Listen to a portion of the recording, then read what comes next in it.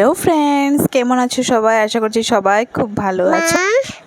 নানা খাবে পুঁই শাক, মা খাবে চলে আসো মুচি ডাল দিয়ে পুঁই শাক খেতে খুব ভালো লাগে। মা খাবে খেয়েছো কখনো? আজকে মা রান্না করবে। আমাকে ও কোনো কথা বলতেই দেবে না, ও বলবে। তো দেখলেই কি সুন্দর করে বলে দিল আজকে রান্না করব পুঁই শাক দিয়ে মসুরি ডাল। তো আমি ওকে শিখিয়ে দিচ্ছিলাম, ও তাই বলছিল, পরে এডিট করে দিয়েছি। আচ্ছা, সে যাই হোক। আর পুঁই শাকের এই রেসিপিটা খেতে না সত্যি খুব দারুণ লাগে, রুটি দিয়ে হোক বা কিংবা ভাত দিয়ে হোক, সত্যি খুব দারুণ লাগে। নিরামিষভাবে তৈরি করা হয়। তো চলো আজকে দেখে নিই। পুঁই শাকটাকে কেটে ভালো করে ধুয়ে নিলাম। যেহেতু পুঁই শাকগুলো একটু মোটা মোটা ছিল, যার জন্য আমি মাঝখান থেকে কেটে দিয়েছি। কেটে ভালো করে ধুয়েছি, ডালটাও ধুয়ে ভালো করে বসিয়ে দিয়েছি। হাফ বয়েল হয়ে যাওয়ার পর আমি পুঁই শাকটা দিয়ে দিয়েছি। তো আবার চেঁচামেচি করছে। তো আজকে মনে হয় আমি আর ভয়েস ওভার দিতে পারবো না। তো দেখো, এদিকে আমি আলুটা বসিয়ে দিলাম। ভালো করে লাল লাল করে আলুটাকে ভেজে নেব আমি। তো লাল লাল করে আলুটাকে ভাজলে খুব ভালো লাগে খেতে, তো ওর জন্য আলুটাকে আলাদাভাবে ভেজে নিচ্ছি। আর এই সাইডে আমি ইন্ডাকশানে মসুরি ডালটা আর পুঁই শাকটা সিদ্ধ করে নিলাম অল্প।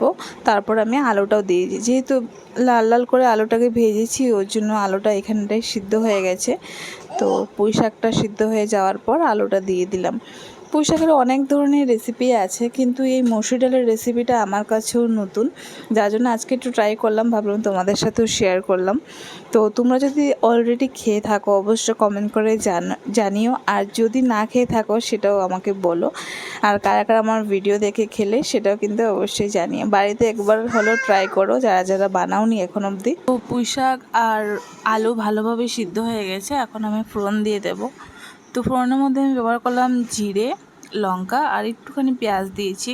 তো তার মধ্যে দিলাম একটুখানি লবণ, জিরে গুঁড়ো, ধনে গুঁড়ো, লঙ্কা গুঁড়ো, হলদি গুঁড়ো দিয়ে আমি নেড়ে চেড়ে পুঁই শাকের মধ্যে দিয়ে দেবো। তো তোমাদের এই রেসিপিটা কেমন লাগলো অবশ্যই কিন্তু কমেন্ট করে জানিও। নানা হয়েছে, এবার খাবো। খুব সুন্দর গন্ধ হয়েছে। আমি লেতে পায়ে মুখ পেটে করছে। ব্যথা করছে? হ্যাঁ। আর পারবে না? কিছু কাণ্ড, ওর নাকি বলে মুখ ব্যথা করছে, আর বলে বলতে পারবে না। তো সেই যাই হোক, পুঁই শাকের রেসিপি কমপ্লিট হয়ে গেছে। তো কেমন হয়েছে অবশ্যই জানিও কিন্তু কমেন্ট করে। তো নামানোর আগে একটু চিনি দিয়ে দিয়েছিলাম, আর সত্যি খেতে খুব স্বাদ হয়েছিল।